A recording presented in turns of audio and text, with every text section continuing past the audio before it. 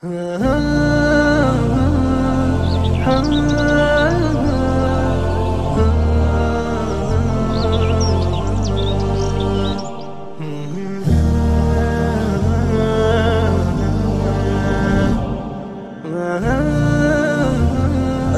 علیکم ورحمۃ اللہ وبرکاتہ۔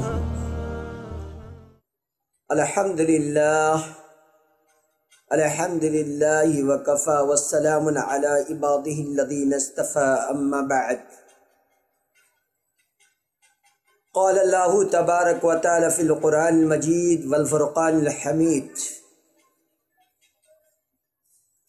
وما كان لمؤمن ولا مؤمنة إذا قضى الله ورسوله أمرا أن يكون لهم الخيرة من أمرهم ومن يعص الله ورسوله فقد ضل ضلالا مبينا۔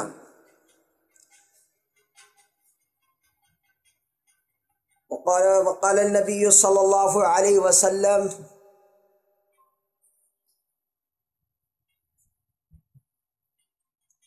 لا يؤمن أحدكم حتى أكون أحب إليه من والده وولده والناس أجمعين، متفق عليه۔ وقال عبد الله بن مسعود رضي الله تعالى عنه: لو تركتم سنة نبيكم لضللتم۔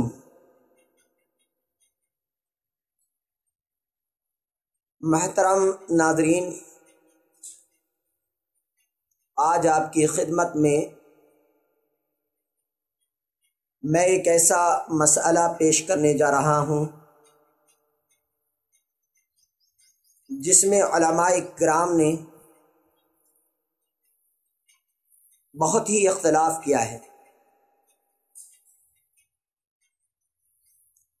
لیکن اس اختلاف کا حل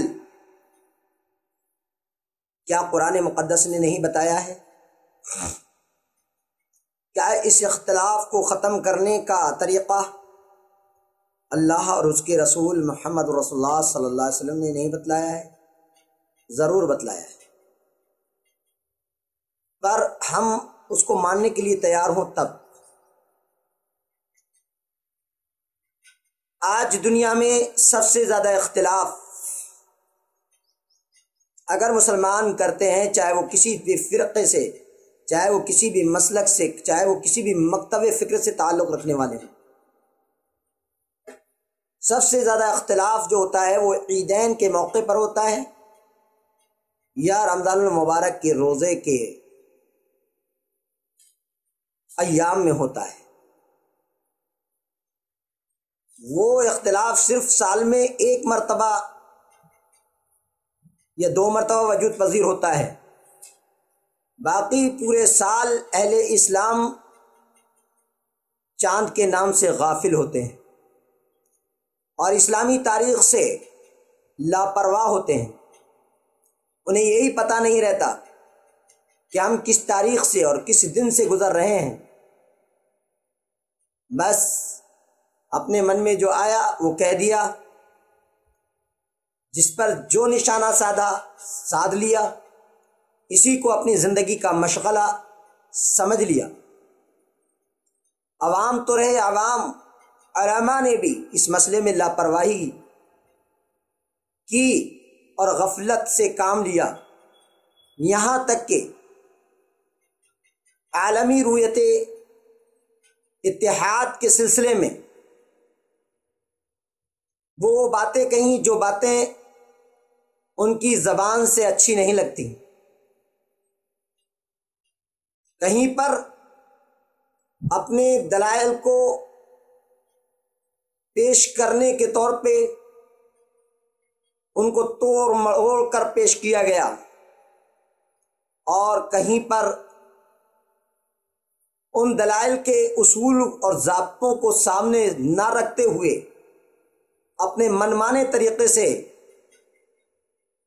تفسیریں کی گئیں اور لوگوں نے اپنے منمانے انداز سے اس میں ٹھیکیداری کا ثبوت دیا۔ آج میں اسی عالمی رویت کے سلسلے میں آپ سے گفتگو کرنے جا رہا ہوں، اور میں یہ بتلانے جا رہا ہوں کہ اسلام ہم سب کو صرف اسی مسئلے میں نہیں بلکہ تمام مسائل میں، ہماری زندگی کے تمام مسائل میں، تمام احکام میں اتحاد اور اتفاق کا ثبوت دے رہا ہے۔ اور اللہ تبارک و تعالیٰ یہ بیان فرما رہا ہے، یا ایھا الذین آمنوا اتقوا اللہ حق تقاتہ، اے وہ لوگوں جو ایمان لائے ہو، اللہ سے ڈرو جیسا کہ اس سے ڈرنے کا حق ہے۔ ولا تموتن الا وانتم مسلمون، اور تم اسلام مسلمان ہونے کی حالت میں ہی تمہارا انتقال ہو، تمہاری موت ہو، یعنی تم نہ مرو مگر مسلمان ہو کر کے۔ واعتصموا بحبل اللہ جميعا، اور سارے کے سارے لوگ اللہ کی رسی کو مضبوطی سے تھام لو۔ ولا تفرقوا، فرقہ بندیاں نہ کرو۔ واذکروا نعمت اللہ علیکم، یاد کرو تم پر جو اللہ تعالیٰ نے نعمتیں کی ہیں ان کو۔ جبکہ تم اذ کنتم اعداء، آپس میں دشمن تھے، ایک دوسرے کے جان لیوا تھے، تو اللہ تعالیٰ نے تمہارے دلوں کو جوڑ دیا۔ فالف بین قلوبکم، تو اللہ نے تمہارے دلوں کو جوڑ دیا۔ فاصبحتم بنعمتی اخوانا، تو تم سب کے سب اللہ کی نعمت سے بھائی بھائی ہو گئے۔ اور تم جہنم کے وکنتم علی شفا حفرۃ من النار، اور تم جہنم کے گڑھے کے قریب تھے، جہنم کے گڑھے کے قریب تھے، تو اللہ تعالیٰ نے تم کو اس سے نکال لیا۔ کذالک یبین اللہ، اسی طرح اللہ اپنی آیات کی وضاحت کرتا ہے تاکہ تم ہدایت یافتہ ہو جاؤ۔ اللہ رب العزت نے سورہ آل عمران کے اندر کوئی معمولی بات بیان نہیں فرمائی، اس میں خصوصی طور پہ ان افراد سے خطاب ہوا جو افراد مدینہ المنورہ میں نبی کریم صلی اللہ علیہ وسلم کی موجودگی میں لڑائی اور جھگڑا کر رہے تھے۔ اللہ کے نبی صلی اللہ علیہ وسلم نے ان کو سمجھاتے ہوئے اور عمومی طور پہ ساری امت کے مسلمانوں کو یہ پیغام دیا کہ اتحاد و اتفاق تمہارے ہر معاملے کے اندر ہونا چاہیے، چاہے وہ تمہاری نماز ہو، روزہ ہو، زکوٰۃ ہو، صدقات و خیرات ہوں، تمہارے اپنے معاملات ہوں، سب میں اتحاد اور اتفاق کی بہت بڑی اہمیت ہے۔ جب تک امت مسلمہ عالمی طور پہ اتحاد و اتفاق نہیں کرے گی تب تک وہ رسوا ہوتی رہے گی، اور جیسے ہی وہ اتفاق و اتحاد کر لے گی اور کتاب و سنت کو مضبوطی سے تھام لے گی، دنیا کی کوئی طاقت انہیں نقصان نہیں پہنچا سکتی۔ نبی کریم صلی اللہ علیہ وسلم کی احادیث سے بھی اس کا ثبوت ملتا ہے۔ آج ہمارے بہت سارے بھائی اجتماعیت کی بات کرتے ہیں، اجتماعیت کی بات کرتے ہیں، پہلے میں ان کی اجتماعیت کا جائزہ لے لوں کہ آخر کار اجتماعیت اس کا نام ہے کہ صرف کسی ایک شہر کے، صرف کسی ایک گاؤں کے، صرف کسی ایک ملک کے، صرف کسی ایک قریے کے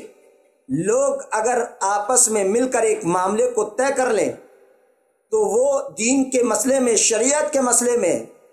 تو کیا وہ شریعت ہے یا وہ شریعت ہے جو عالم اسلام جس پر اتحاد کا مظاہرہ کر دے؟ نماز، ساری دنیا کا اتفاق ہے کہ نماز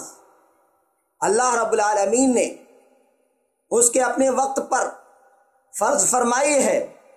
جیسا ہی سورج ڈھلے گا تو یہ ہوگا، سورج جیسے ہی ایک سایہ ایک آدمی کے سائے کے برابر ہوگا تو یہ ہوگا، اور اگر سایہ دو کے برابر ہوگا تو یہ ہوگا، غروب آفتاب ہوگا تو یہ وقت ہوگا، اور غروب آفتاب کے بعد یہاں سے یہاں تک اگر شفق کے غائب ہونے تک اگر ہوگا تو یہ مغرب کا وقت ہوگا، اور اس کے بعد عشاء کا وقت ہو جائے گا۔ عشاء کا وقت آدھی رات یا ضرورت پڑنے تک عشاء کا وقت ہوگا۔ یہ ساری چیزیں حدیث کے اندر بتا دی گئیں، اور عشاء میں تاخیر عشاء کرنے کا حکم بھی فرما دیا گیا۔ سارے احکامات بالکل واضح ہیں نماز کے سلسلے میں، لیکن ایسے ڈاؤٹ لوگوں کے درمیان پیدا کیے جاتے ہیں اور اپنی منوانے کے لیے ایسے شکوک و شبہات لوگوں کے دلوں میں ڈالے جاتے ہیں کہ جس کی وجہ سے دوسرے مسئلے کو بالکل نسیہ منسیہ کر دیا جاتا ہے۔ کہیں کوئی 2.5 گھنٹے کا فرق لے کر کے چلتا ہے تو کہیں کہتا ہے آدھا گھنٹے کا فرق ہے، تو کہیں کہتا ہے 2.5 گھنٹے کا فرق ہے، تو کہیں کہتا ہے کہ 4 گھنٹے کا فرق ہے۔ یہ تمام فرق کو رکھ کر کے ایک دن کا فرق پیدا کر دیا جاتا ہے اور دوسرے دن جا کر کے رمضان کے روزے کی شروعات کی جاتی ہے، یا اسی طرح رمضان المبارک کے روزے کے ساتھ ساتھ جب عیدین کا موقع آتا ہے تو ایسے وقت میں عیدین کی بھی الگ الگ تاریخیں مقرر کی جاتی ہیں۔ ہر شہر اپنی تاریخ، ہر ملک اپنی تاریخ، ہر قریہ اپنی تاریخ رکھتا ہے اور اختلاف کا وہ نمونہ پیش کیا جاتا ہے جو شاید کہ آج تک کسی قوم نے پیش نہ کیا ہو۔ اتحاد کی بات کرتے ہیں مسائل حقہ کو سمجھنے کے لیے۔ آج ہمیں ضرورت ہے کتاب و سنت کو اختیار کرنے کی، نہ کہ دنیا کے لوگوں کے منہ اور چہرے دیکھ کر، بڑے جبے اور قبے دیکھ کر، ان کے عمامے دیکھ کر، ان کے مقام اور ان کے مرتبے کو دیکھ کر کتاب و سنت کو پامال کرنا یہ کہاں کی حقانیت ہے۔ قرآن مجید کہتا ہے جو کبرا کی رٹ لگاتے ہیں ان کے لیے حکم ہے اللہ کا کہ کل قیامت کے دن وہ لوگ جو مجرم بن کر جائیں گے اور جنہوں نے گمراہیت کی پیروی کی ہوگی وہ اللہ کے سامنے کہیں گے ان سادتنا و کبراءنا فقد اضلونا، ہمارے سرداروں نے، ہمارے کبرا، ہمارے بڑے لوگوں نے ہمیں گمراہ کیا تھا، ہمیں گمراہ کیا تھا۔ اللہ سے شکوہ کریں گے، شکایت کریں گے۔ اس لحاظ سے قرآن اور حدیث کے معاملے میں کبرا کا حوالہ دے کر لوگوں کو گمراہ کرنا اور لوگوں کو بھڑکانا اور لوگوں کو اس کے خلاف کہنا یہ یقیناً ایک شرارت ہے۔ اس شرارت سے باز آنا چاہیے، اللہ سے ڈرنا چاہیے۔ احادیث سے نبوی صلی اللہ علیہ وسلم کو ترجیح نہ دے کر کچھ اقوال کو ترجیح دینا یہ کہاں کی عقل مندی و دانش مندی ہے۔ سوال ہے، اللہ قرآن میں فرماتا ہے، اللہ تعالیٰ کا ارشاد ہے وَمَا كَانَ لِمُؤْمِنٍ وَلَا مُؤْمِنَةٍ، فرمایا کسی مومن مرد اور عورت کو اللہ اور اس کے رسول کے فیصلے کے بعد اپنے کسی امر کا کوئی اختیار باقی نہیں رہتا۔ پھر اس کے بعد فرمایا اذا قضى الله ورسوله امرا ان يكون لهم الخيار من امرهم ومن يعص الله ورسوله، اور یاد رکھو کہ اللہ تعالیٰ اور اس کے رسول کی جو نافرمانی کرے گا وہ سری گمراہی کے اندر پڑے گا۔ یہ قرآن مقدس سورہ احزاب کی آیت نمبر 36 آپ کی خدمت میں پیش کی گئی ہے۔ اس آیت کریمہ کو آپ اٹھائیے اور اس کی تفسیر پڑھیے اور پھر اس کے بعد اپنے کلیجے پر ہاتھ رکھ کر یہ دیکھیے کہ آپ کتاب و سنت کے مطابق عمل کر رہے ہیں یا کتاب و سنت کے خلاف عمل کر رہے ہیں۔ آج اگر کوئی قرآن کی آیت پیش کی جائے، آج کوئی حدیث پیش کی جاتی ہے تو لوگ کہتے ہیں کہ اس میں فلاں مفسر نے کیا کہا ہے۔ ارے مفسر قرآن محمد رسول اللہ صلی اللہ علیہ وسلم سے بڑھ کر کون مفسر ہو سکتا ہے؟ اللہ کے رسول صلی اللہ علیہ وسلم کے صحابہ جب اللہ کے رسول صلی اللہ علیہ وسلم پر ایمان لائے تھے تو اللہ کے رسول صلی اللہ علیہ وسلم کے صحابہ کرام نے یہ نہیں کہا تھا کہ اللہ کے رسول آپ قرآن مقدس کی آیت تو پیش کر رہے ہیں لیکن اس کو کس مفسر نے ذکر کیا ہے؟ یہ اللہ کے رسول صلی اللہ علیہ وسلم سے صحابہ نے نہیں کہا، تابعین اور تبع تابعین نے یہ بات نہیں کہی۔ جب یہ بات انہوں نے نہیں کہی تو آپ کون ہوتے ہیں یہ کہنے والے؟ اللہ کے قرآن کی تفسیر نبی کریم صلی اللہ علیہ وسلم سے بڑھ کر کون کر سکتا ہے؟ پھر اس کے بعد اللہ کے نبی صلی اللہ علیہ وسلم کے صحابہ کرام رضوان اللہ علیہ مجمعین، پھر اس کے بعد تابعین، تبع تابعین، ان تمام نے تفاسیر کی ہیں اور الحمدللہ جہاں انہوں نے کتاب و سنت کے مطابق و موافق بات کہی ہے، امت مسلمہ کے ان اغیار نے جن کی غیرتوں نے کبھی سنت کے خلاف ایک جملے کو برداشت نہیں کیا، انہوں نے سنتوں کی تابعداری کرتے ہوئے سنتوں کو عزت افزائی، سنتوں کی عزت افزائی کی اور سنتوں کو آگے بڑھایا اور بدعتوں کا قلع قمع کیا۔ جہاں ایک سنت آتی ہے وہاں سے کئی بدعت فرار ہو جاتے ہیں، جہاں ایک سنت آتی ہے وہاں سے بدعت کا قلع قمع ہو جاتا ہے، جہاں ایک سنت آتی ہے وہاں پر بدعتوں اور بدعتیوں کا جو ہے ڈھیر ہو جاتا ہے۔ نبی کریم صلی اللہ علیہ وسلم کے صحابہ کرام رضوان اللہ علیہم اجمعین نے دین کو سمجھا ہے اور اس کے ساتھ ساتھ تبع تابعین نے سمجھا ہے، لیکن ان کے اس سمجھنے کو نبی صلی اللہ علیہ وسلم کی حدیث کے مطابق لایا جائے گا، چونکہ اختلاف جہاں ہوگا اللہ نے اس کا علاج بھی بیان فرما دیا اور فرمایا یا ایھا الذین آمنوا اطیعوا اللہ واطیعوا الرسول، اے وہ لوگوں جو ایمان لائے ہو اللہ کی اطاعت کرو، اللہ کے رسول کی اطاعت کرو، وَأُولِي الْأَمْرِ مِنْكُمْ اور تمہارے اولی الامر کی عمرہ کی اطاعت کرو۔ فَإِن تَنَازَعْتُمْ فِي شَيْءٍ فَرُدُّوهُ إِلَى اللَّهِ وَالرَّسُولِ، اگر کسی مسئلے میں تم الجھ جاؤ تو اللہ اس کے رسول کی طرف لوٹا دو۔ فَإِن تَنَازَعْتُمْ فِي شَيْءٍ فَرُدُّوهُ إِلَى اللَّهِ وَالرَّسُولِ إِن كُنتُمْ تُؤْمِنُونَ بِاللَّهِ وَالْيَوْمِ الْآخِرِ، اگر تم اللہ پر ایمان رکھتے ہو اور آخرت کے دن پر ایمان رکھتے ہو، ذَلِكَ خَيْرٌ وَأَحْسَنُ تَأْوِيلًا، یہ بہت بہتر اور بہترین تعویل اور تفسیر ہے۔ اندازہ لگائیے کہ اللہ رب العزت اس آیت کریمہ میں کیا بیان کر رہا ہے۔ اس آیت کریمہ میں ان ٹھیکیداروں کو جواب دے رہا ہے کہ دیکھو اطاعت کی دو قسمیں ہوتی ہیں، ایک اطاعت مستقلہ ہے اور ایک اطاعت غیر مستقلہ ہے۔ اطاعت کی دو قسمیں بتائی گئیں، ایک اطاعت مستقلہ اور ایک اطاعت غیر مستقلہ۔ اطاعت مستقلہ یہ ہے کہ صرف اللہ اور اس کے رسول کی اطاعت کی جائے گی، اور اطاعت غیر مستقلہ یہ ہے کہ اولی الامر کی جب تک اطاعت کی جائے گی جب تک کہ وہ نبی کریم صلی اللہ علیہ وسلم کی حدیث کے مطابق، رسول کے فرمان کے مطابق عمل کریں گے، تب ان کی اطاعت قبول کی جائے گی۔ اور اگر کسی مسئلے میں الجھ جائیں گے تو ایسی صورت میں اللہ اس کے رسول کی طرف ہی اس مسئلے کو لوٹانا ہوگا، چونکہ حکم یہ ہے۔ اگر ایسا حکم ہوتا کہ علماء کی، عمرہ کی، کبرا کی اور اسی طرح ان سب کی اطاعت اگر مستقل ہوتی تو اللہ تبارک و تعالیٰ کبھی یہ بات نہیں بیان کرتا کہ فردوا الی اللہ والرسول، دوسری تیسری بات بھی کہتا فردوا الی اللہ والرسول واولی الامر منکم کہتا، لیکن اللہ نے ایسا نہیں کہا۔ معلوم یہ ہوا کہ آج اس پر دھاندلی کرنا اور اس پر دھاندلی کر کے لوگوں کو غلط مسائل کی رہنمائی کرنا یہ شریعت نہیں ہے، یہ عقل مندی اور دانش مندی نہیں ہے۔ اب میں آپ سے پوچھوں گا کہ اس مسئلے میں علماء نے کئی اقوال بیان کیے ہیں۔ ایک عالم کہتے ہیں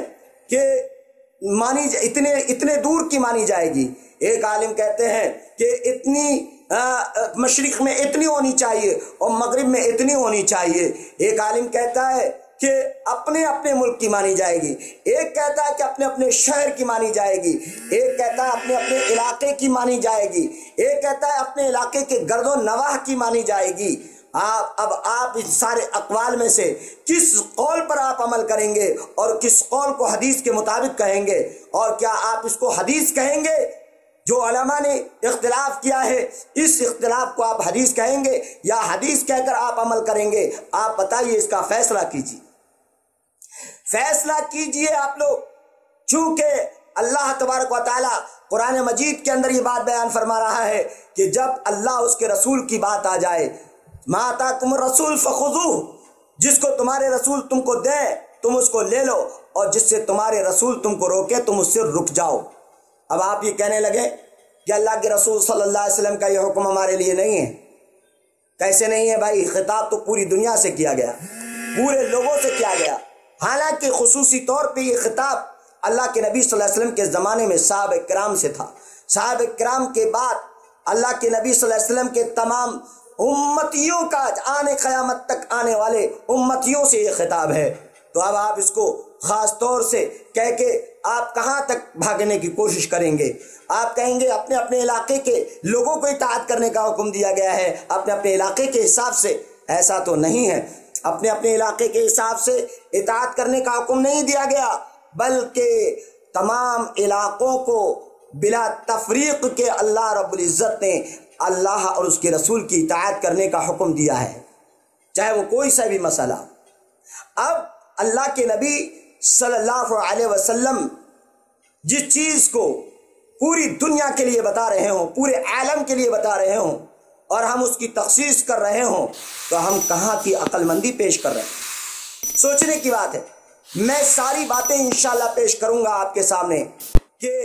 بعض لوگوں نے یہ کہہ کر کے کہ مکہ کی رویت کی تخصیص کہاں ہے، ہم وہ بھی بتائیں گے کہ مکہ کی رویت کی تخصیص ہے یا مکہ کی رویت کا اعلان ہے، کیا ہے آخرکار علماء نے اس بارے میں کیا کہا ہے، وہ ساری چیزیں بھی آپ کے سامنے آ جائیں گی۔ علماء کرام نے، معاصر علماء کرام نے کیا کہا ہے، اور پھر احادیث سے کیا ثبوت ملتا ہے، احادیث میں مکہ کی کیا فضیلتیں آئی ہیں، اور مکہ